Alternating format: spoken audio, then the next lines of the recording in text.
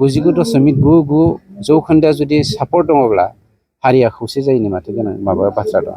खौसे जाखागोन। सोरबाया उख्रायमालाय माथो खालामनो हाया।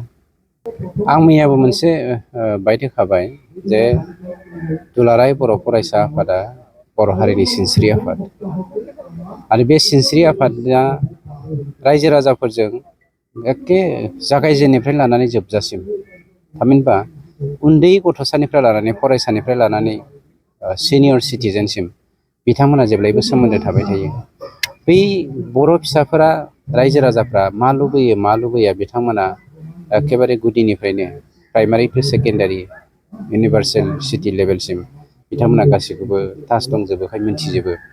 आरो बिथांमोना दिनैनि बे हालोदावहाय जानो हागौ बिथांमोना माबा मोनसे रायजोफोरनि लुबैनायखौ खोनानानै रायजोफोरनि बुंनाय बायदियैनो खावलायदों बर' हारिया खौसे जानांगौ होननानै।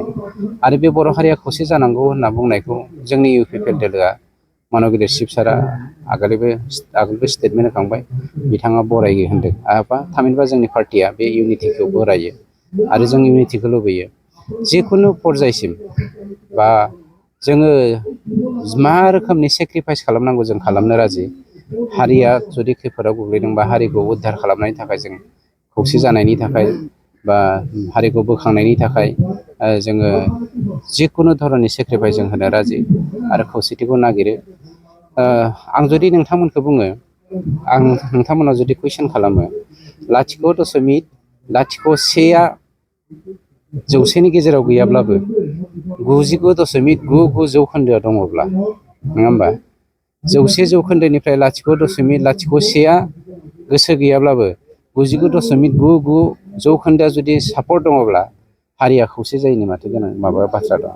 खौसे जाखागोन। सोरबाया उख्रायमालाय माथो खालामनो हाया।